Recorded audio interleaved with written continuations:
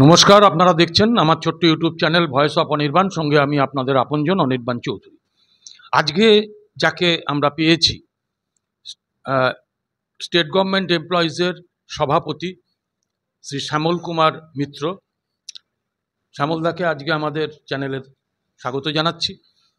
তাহলে 4 তারিখে যে মামলাটা আছে 4 আগস্ট, তাতে কি সুপ্রিম কোর্ট সেই এসএসসি মামলার মতন কোনো ছাড় দিয়ে দেবে না তো? আমাদের ডিএ মামলায় গত 28শে নভেম্বর 2022 থেকে 18টা শুনানি গেছে। মাননীয় বিচারপতিরা মামলা শোনার সময় পাননি। তা 16ই মে জাস্টিস কারোলের বেঞ্চ মাত্র 13 মিনিট শুনে মামলাটাই ঐতিহাসিক রায় দিয়েছেন।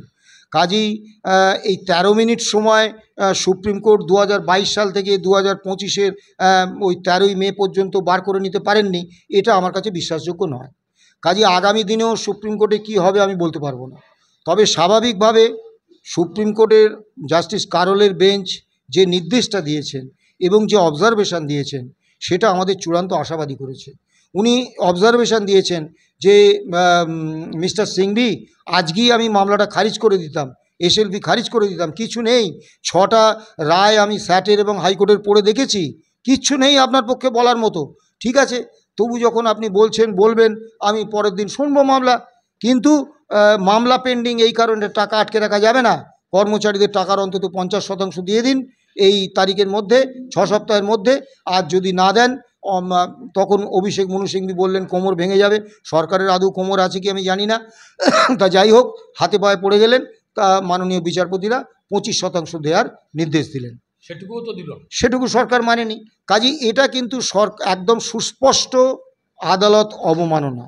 এবং সরকার যে এমএ পিটিশনটা দাখিল করেছে, খেয়াল করবেন সরকার প্রত্যেকটা রিভিউ পিটিশন করে, প্রত্যেকটা এমএ পিটিশন করে একেবারে যেদিন সময়সীমা শেষ হচ্ছে সেই দিন।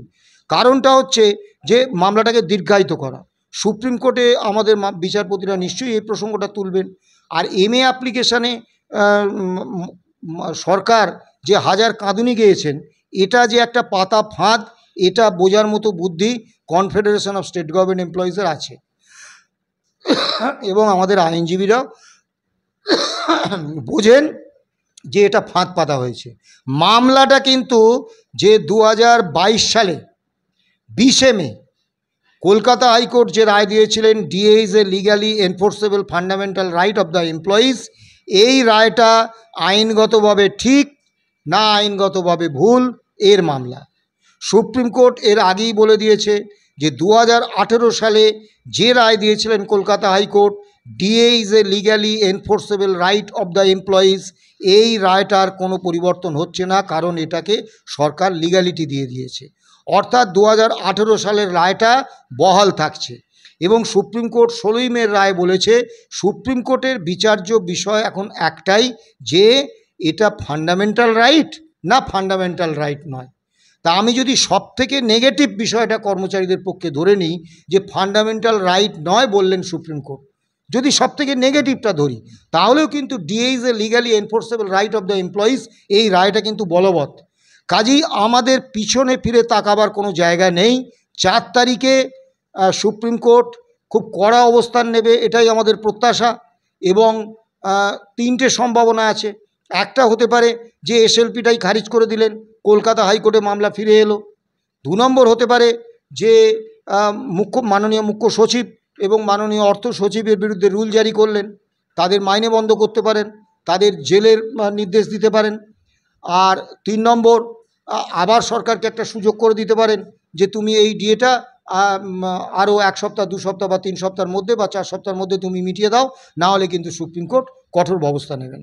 এখন কি করবেন আমরা জানি না। তবে যাই করুক, ডিএটা আপনাদের প্রাপ্য, ডিএটা আমাদের দিতে হবে, এ নিয়ে কোনো বিতর্কের কোনো জায়গা নেই। এবং একটা জিনিস আমি আপনাকে বলি অত্যন্ত স্পষ্টভাবে, মাননীয় মুখ্যমন্ত্রী যদি ভেবে থাকেন যে এইভাবে দিনের পর দিন মামলা পিছিয়ে মামলায় সময় নিয়ে আমাদের দম কতটা আছে দেখবেন, উনি ভুল করছেন। উনি যেদিন ওনার চিফ মিনিস্টার্স অফিসকে দিয়ে আমাদের বিরুদ্ধে 3 জন মহিলা অফিসারের শ্লীলতাহানি সহ কুৎসিত অভিযোগে এফআইআর করিয়েছিলেন, সেই দিনই আমরা শপথ নিয়েছিলাম যে আমরা এর শেষ দেখে ছাড়ব। কাজেই আমরা যদি মারা না যাই তাহলে কিন্তু এই মামলা থেকে আমরা সরছি না, এবং এই মামলায় যে কর্মচারীদের শেষ হাসিটা যে কর্মচারীরা হাসবে এ বিষয়ে আমাদের কোনো সন্দেহ নেই। এবং যে কারণে দেখবেন বিভিন্ন জায়গায় এই রাজ্য সরকারি কর্মচারী ফেডারেশন, শাসক দলের যে কর্মী সংগঠন, তারা ইতিমধ্যে একটা হতাশার ছড়াতে শুরু করে দিয়েছে যে না না ও কিছু হবে না, ও দেবে না, সরকারের টাকা নেই, দেবে না, পেনশনাররা আপনাদের কাগজপত্র পাবে না, রিটায়ার করে গেছেন, দেবে না। সুপ্রিম কোর্ট কিন্তু পেনশনারদের বা কর্মচারীদের কাগজপত্র তৈরি করতে বলেননি, সরকারকে নির্দেশ দিয়েছেন এই 25% দিয়ে কর্মচারীদের এবং পেনশনারদের অ্যাকাউন্টে ঢুকিয়ে দিতে। কাজেই কর্মচারীদের বা পেনশনারদের আতঙ্কিত হওয়ার কোনো জায়গা নেই। কিন্তু এই আতঙ্কটা ছড়ানো হচ্ছে কেন? ছড়ানো হচ্ছে একটাই কারণে, যে মামলা লড়তে গেলে রসদ লাগে, অর্থ লাগে। এই অর্থটা তো আমাদের জোগাচ্ছেন সাধারণ মানুষ, এবং বলতে দ্বিধা নেই যে এই অর্থ প্রদানের ব্যাপারে কর্মচারীদের, একটা কর্মচারী এবং অবসরপ্রাপ্ত কর্মচারী, শিক্ষক, শিক্ষাকর্মী, এদের একটা অতি ক্ষুদ্র অংশ এগিয়ে এসেছেন, তারাই বারবার দিচ্ছেন। বাকি যে বৃহৎ অংশ, তারা কিন্তু আর্থিকভাবে এই মামলাটাকে সাহায্য করার জন্য এখনও পর্যন্ত মামলার এই ঐতিহাসিক রায়ের পরেও কোনো উদ্যোগ নেননি। আমি খুব দুঃখের সঙ্গে বলছি, গত 16ই মে রায় হয়েছে, 18ই মে একটি বিখ্যাত ইউটিউব চ্যানেলে আমার এবং আমাদের সংগঠনের সাধারণ সম্পাদক মলয় মুখোপাধ্যায়ের একটি ইন্টারভিউ প্রচারিত হয়, এবং সেই ইন্টারভিউতে আমাদের ফোন নাম্বার দেওয়া থাকে। তা সেই 18ই মে থেকে আজ পর্যন্ত অসংখ্য ফোন আমরা পেয়েছি, মানে হাজার হাজার ফোন, কার্যত ফোনের সুনামি। 17 জন মাত্র বলেছেন যে আপনাদের তো মামলাটা করতে প্রচুর খরচা হচ্ছে, আপনি ব্যাঙ্ক অ্যাকাউন্টটা পাঠান আপনাদের, আমি কিছু অর্থ সাহায্য করব। বাকিরা কিন্তু অভিনন্দন জানিয়েছেন, ধন্যবাদ জানিয়েছেন, আবার ওই 2019-এর রূপা নিয়ে মামলা করার পরামর্শ দিয়েছেন। হ্যাঁ, এর বাইরে কিন্তু এই মামলাটা করতে যে বিপুল পরিমাণ অর্থ লাগছে, সেটা দেয়াতে যে কর্মচারীদের বা পেনশনারদের সার্বিক অংশগ্রহণ দরকার, এইটা কিন্তু আজ পর্যন্ত আমরা পাইনি।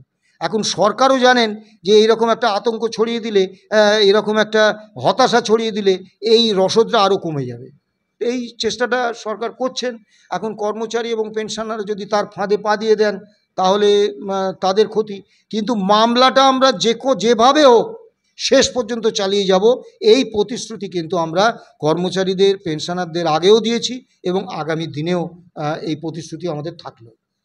আমরা অসংখ্য ধন্যবাদ জানাই শ্যামলদাকে, কারণ রিটায়ার্ড পারসন আজও কিন্তু অক্লান্তভাবে এই মামলার জন্য দৌড়ে যাচ্ছেন। সুপ্রিম কোর্টে 4 তারিখে মামলা, সেখানেও যাবেন। এবং আমাদের এই ইউটিউব চ্যানেল যারা দেখেন, এর আগেও আপনারা দেখেছেন, লক্ষ লক্ষ মানুষ শ্যামলদার বক্তব্য শুনেছেন। আমি আজকে আমার স্ক্রিনে ওনাদের ব্যাঙ্ক অ্যাকাউন্ট নাম্বারটা দিয়ে দেবো। আপনারা যদি মনে করেন তাহলে এই ব্যাঙ্ক অ্যাকাউন্টে অর্থ প্রদান করবেন, এইটুকু অনুরোধ আমরা আমাদের চ্যানেলের পক্ষ থেকে লিখে আমার আজকের প্রতিবেদন আমি এখানেই শেষ করছি।